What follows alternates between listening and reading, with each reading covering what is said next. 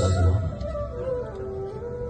हे संपूर्ण विश्व ईश्वराचे निवासस्थान आहे असे ईशोपनिषद सांगते.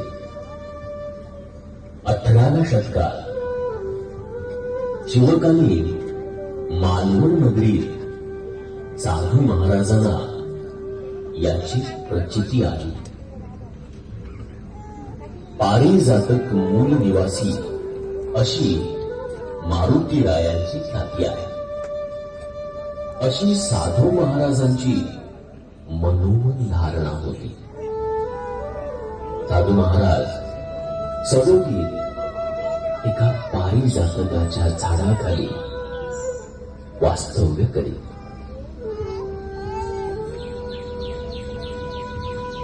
पारिजातकाची पूजा करीत, चढा सन्मार्जन करीत. साधू महाराज रात्री या पवित्र वृक्षाच्या मुळाशीच निद्रा घेत.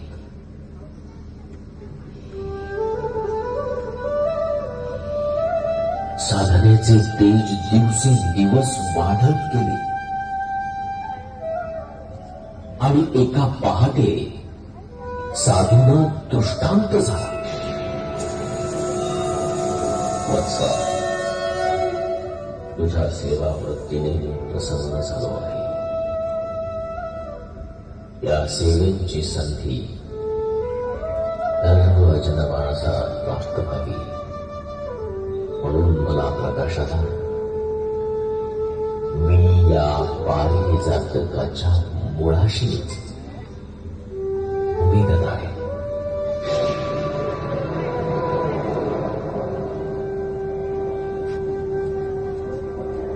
साधू महाराज खडबडून जागे झाले.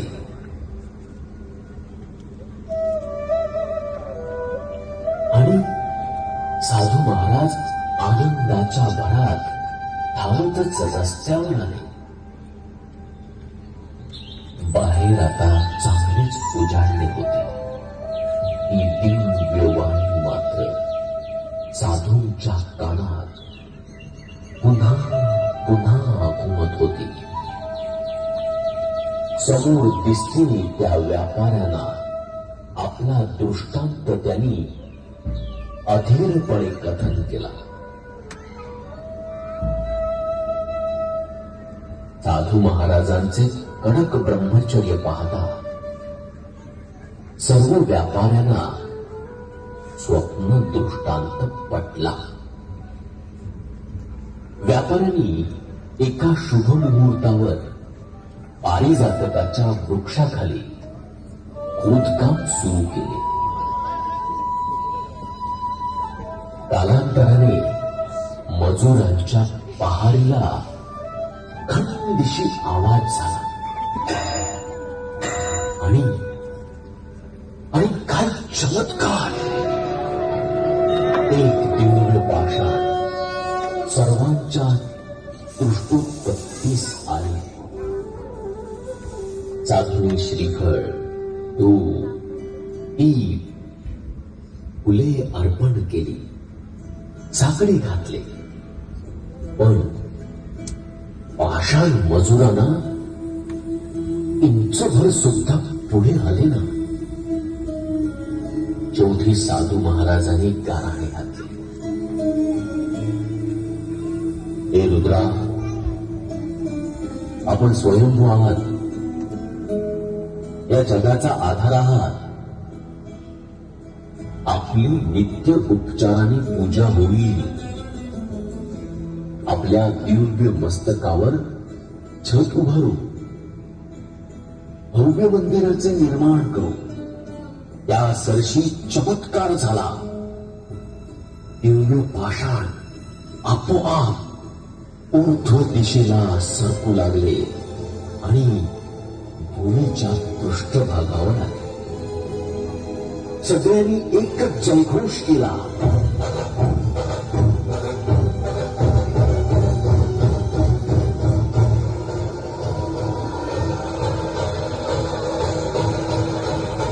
मंदिर उभारण्यास अवकाश होता म्हणून श्री गणपती मुरलीधर मंदिरात या दिव्य पाषाणाची तात्पुरती स्थापना करण्यात आली. मंदिराचे बांधकाम सुरू झाले.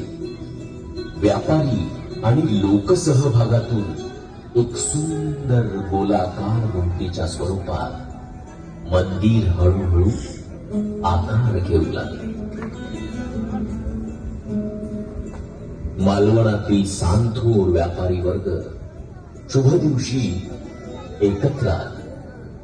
श्री गणपती मुरलीधर मंदिरातील तो दिव्य भाषण ढोल ताशांच्या गजरात वाजत गाजत नवीन गोपुरात आणलं.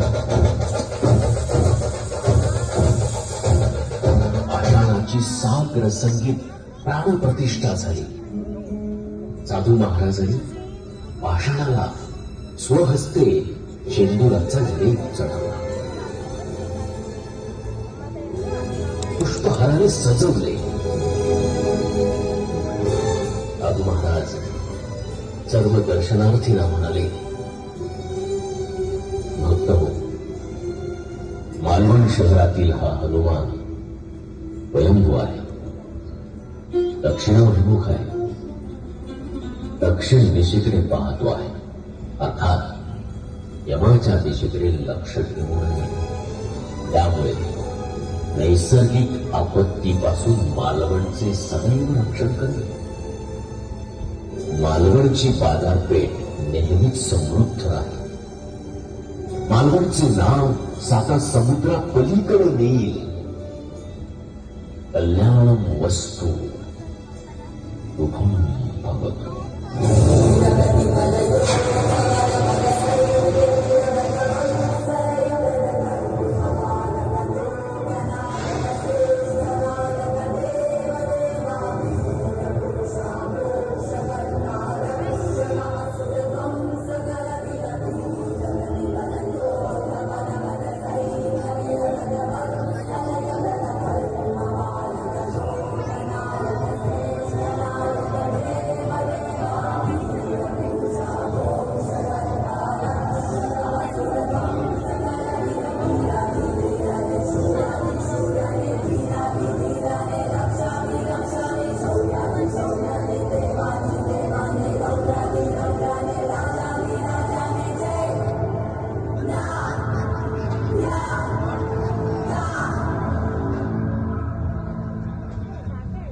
ही दिव्य कथा आहे मालवणच्या बाजारपेठेतील दक्षिणमुखी स्वयंभू श्री हनुमान मंदिराची.